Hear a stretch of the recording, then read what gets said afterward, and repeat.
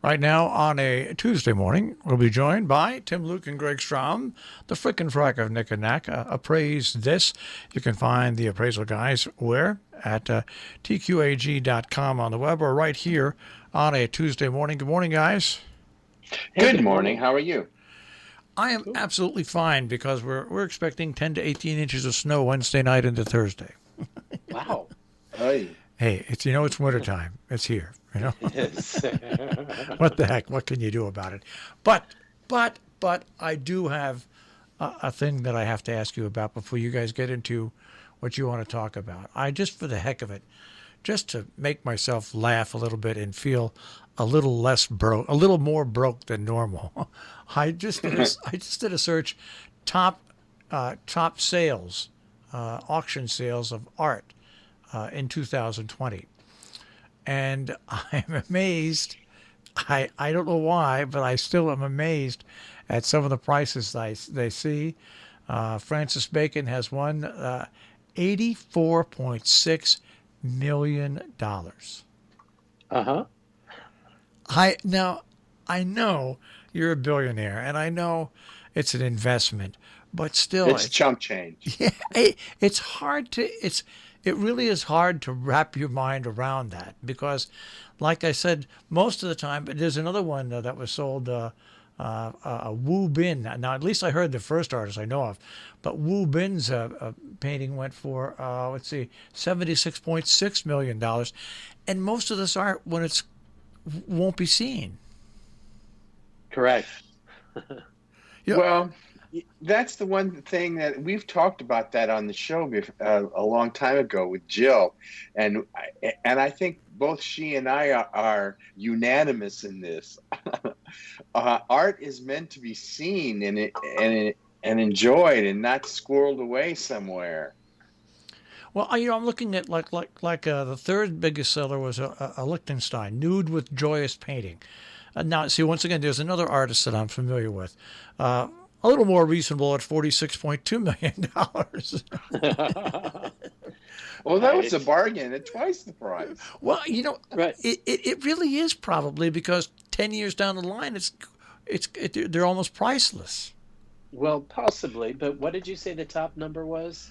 Well, in this That you story saw that I in this googled, article. the first Yeah. one that I saw in this article was a painting by Francis Bacon, Uh-huh. tribute inspired by the Orestia of, I can't even pronounce the name. It was $84.6 million. 84. Yeah. Okay, and I bring this up because I just want to talk about the uh, portrait of Dr. Gachet by Van Gogh sold in 1990 for $82.5 million.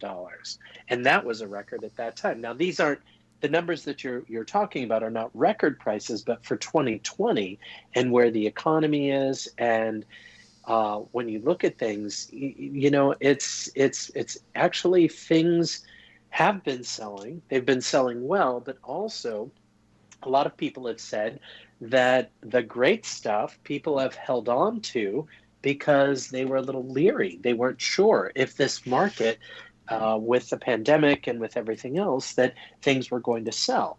And so to have these numbers in this kind of situation, I guess, in this year of just uncertainty, I think that it really shows that there's a strength, that there's some strength in the market for these works of art, for these masterpieces, for these pieces that have come out and have performed really well, and especially to have those numbers show up. Not that they're record breaking, but they're very strong for this economy. You see, what confuses me is you have people that pay 20 and $30 million. One person paid close to $1 billion for a certain type of car. But it seems like when people make this investment in truly classic automobiles, they want people to see it. Right. Right. Yes, it's an investment, and they know they're going to make money in the future. But their power behind it is, damn it, I really love that vehicle, and you know what? I want people to know I have it. And I want to share it. Yeah. Right. Well, then now what you're getting into is the different psyches of the different disciplines in collecting, because there are some, depending on what the asset is that's being sold. Art, for example, art has a tendency to be purchased and squirreled away um, anonymously. But there again, on the other hand, there are certain other things like comic books, or for some reason the publicity for those seem to, and who buys these things seems to be a little looser. But because some of these paintings, like you say, they're not going to be seen by anybody, and the only, if you don't catch the passing article on that particular day when it sells, you're not going to find out about these things. So, and to me, that's kind of a double-edged sword. As far as a collector, I don't like the fact that there are big works of art that have been purchased privately and are never seen by the public, because what does an artist do but paint something for people to enjoy? But if it's one person who ends up getting it and squirreling it away, these things sometimes never even get seen. I mean, how many times have we done a show where a painting that's by an old master that has never been seen by the public was stolen from a private collection, and it finally comes to light? I mean, those things when they happen, that's what makes the news. And I think it's the same thing with people buying this, with all this income, buying this expensive art and then just not letting the public see it, just buying it for your own private collection without sharing it. That I have an issue with that. I really do. Yeah, I know that, like I said, I know that people that make investments, they're not necessarily, I'm going to say, art fanatics, but it's like anybody else who plays the stock market that's really successful in it. They know the commodities. They're pretty secure in what they do, and it's done as an investment. I truly do understand that, and it seems a little cold to me, especially when an artist that originally makes the piece, they're not thinking about that. They're thinking about the beauty and what people see in the piece. You know what I mean? It's Mm-hmm. Right. Well, and right on that same vein is that we have a follow-up to something that we had talked about that you brought up a couple of weeks ago, is the Metropolitan Opera's curtain that was done by Marc Chagall. And that ended up selling. Greg, do you have the information there? Yeah. It doesn't say who it sold to. Remember, no. This curtain is huge. Yeah. Give them the size too. Well, the curtain was estimated at 250, and it was from the Magic Flute, the 1964 production, or excuse me, 1967 production. And he didn't just do that particular thing. He also did the costumes, and there were a number of other scenic curtains that he did for this production. But this was the final curtain, and it was the show curtain. So, and it was estimated at $250,000 to $450,000, and of course, it covered the entire proscenium of the Metropolitan Opera. So you know how large that had to be. It was 20 meters in height. So let's basically say 3 feet. So 20 times 3. So it's like 65 or 70 feet big or tall. So, but it ended up selling for, it sold for $900, with the buyer's premium, it sold for close to $1 million. It sold for $312. So it did, we were talking about this, like, who's going to buy this monster? Somebody paid almost $1 million for it. And they've got the room to display it. Exactly. Now, nobody, nobody's going to see this. The only time people are going to see this now is just from this news story. That's what I was saying before. I can't imagine, something this large. Where would you? I think it would be really amazing to have it displayed somewhere every once in a while. It's kind of like like a special occasion for Chagall, like a new production of something or other, or Chagall's birthday, or celebrating Chagall, that someplace would actually show this on an occasional basis, or even find a place where it would be hanging permanently. But it's unfortunate. And there are places like that. I mean, Mass MoCA is not unique. It's unique to our area, and it's unique to our region. But they have a whole campus full of buildings that could handle some. And there obviously are other places like that, not only around this country, but around the world, where you're right. Something like that could be put out and on display, let's say twice a year even, at different locations for people to view, and just be hung in these art places that are old factories that have the room to put them in. Well, one of the things we have to remember also is that today art doesn't necessarily have to be in a museum to be seen and to be displayed. There are a number of venues that have been renovated for, where people live, where they actually take the time to design or have artists specifically design things for for buildings. And I would think in New York, of all places, that some corporation would have enough room to display this in their main lobby on the ground floor, almost like the Metropolitan Opera. When you walk up to Lincoln Center and you look in the front of Lincoln Center, two of the Chagall panels, which were designed for the new Metropolitan Opera House, are right there for everyone to see. And I believe that there should be a way that this particular piece should find a home similar to that. I think it's... Well, and it may have. We just don't know who the buyer was listed. It wasn't listed, and it may show up. So, that's something that we have to wait and see.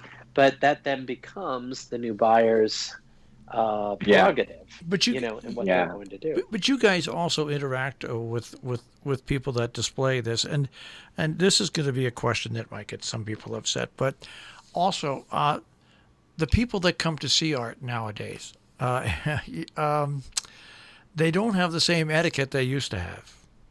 Oh. And don't even get me started. That's got to be a problem for somebody who invests in something. Also, looking on the other side of the stone, and then you hear and it used to hear once every couple of years you'd hear some horrific story, but now it's almost a regular course where people that go, they don't have the appreciation for the sanctity of the art, and a lot of art gets ruined. Yes. Let's just take the most famous painting of all, for example, the Mona Lisa. I remember the very first time I ever saw the Mona Lisa. I was really excited to go to the Louvre to see this. So I go in this huge gallery, and there on the wall, I am not exaggerating, could have reached out this was in the 70s, touched the painting. And then, of course, they had this horrific vandalism that happened to it, and now there's it's alarmed, and it's not that big, so it's actually a little underwhelming when you see it the first time in person. But the fact that they had to put alarms around it, and you can't even there's no way you can get close to it now. I mean, these things are there's almost a well, they're masterpieces. Well, they are, and the reverence for them, there seems to be something very different about it, looking at a painting that has all these bells and whistles on it, that rather than seeing it just walking into a gallery and just seeing it hanging on a wall without like armed guards and stuff around it. There's things have changed. Yeah. Things, and that's unfortunate. But I still believe that something as magnificent as this curtain, with the obvious issue of size, it's a magnificent piece of art. And I just think it's a shame that I would hope that wherever it ends up, that it gets displayed. And what also gets me is that, when I was young, my parents took me to traipsing around museums in New York and Washington. We used to go to, and we supported the arts as a family. And when I go into New York and I see lots of people heading into the galleries. I see lots of the historical museums and everything, but once again, more and more, it costs a lot of money, and less people, I think, are doing it in person, and they're trying to do it virtually, which isn't the same thing. That's true. That's absolutely true. I don't know if you've ever taken a virtual art tour. It's not really. It's just not all that in a bag of chips. Well, it's great to be able to see these things if you can't get there, but if you've been to a museum once or twice and you really have an appreciation for it, it's just not the same, no matter what you do. Well, and to bring up the Met curtain is that you can see it in a photograph, and the photographs you get an understanding, but to stand in front of this mammoth piece, that's a whole different experience. And I think you cannot get that virtually. You just cannot. I'll give you an example. Everybody knows about the painting Sunday in the Park with George. It's the very famous painting. It's at the Chicago, the museum in Chicago. Museum of Art. The Art Institute. Right. And Tim was doing the roadshow one weekend, and so I thought, I'm going to roam around and I'm going to go to the Art Institute. So I pay and I go into the Art Institute, and I'm walking around because I know this painting is there, and I'd never seen it in person. I'd only seen it in photographs, and many photographs. So I've seen it a lot, and I know it. So I'm walking around looking for it, and I stumble upon it accidentally. I turned to the left and I looked in this gallery. There must have been just a handful of paintings, and this painting was on its own wall, and it was breathtaking. I saw exactly what I saw in the photographs, but to stand in front of it was awe-inspiring. And that's the difference. Point of seeing art in person. And I think that I'm hoping that this particular piece finds its permanent home, so that it can be shared, because it's just such a magnificent thing. And the fact that they even were able to, I'm curious as to what's going to happen to the other scrims, because they were just as spectacular. So I'm wondering if this might have been a test to see what they're going to do with some of the other drops. Yeah, it's interesting as a kid. You can see pictures. You can see pictures of Fort Ticonderoga. You go and visit it, and it's amazing. You can see pictures of the Hoover Dam, and you go and you see it, and you go to it, and it's like, wow, this is just unbelievable. The impact of seeing something in person, the way it was meant to be seen, you just can't replace it. You just can't replace it. Agreed. Yeah. All right, guys. Well, I've managed to keep you overtime today. Hey, we appreciate it. Hey, also, I don't know if you saw on Facebook, we won our Christmas light congratulations. decorating. Greg and I won. How long did it take you to set up that display?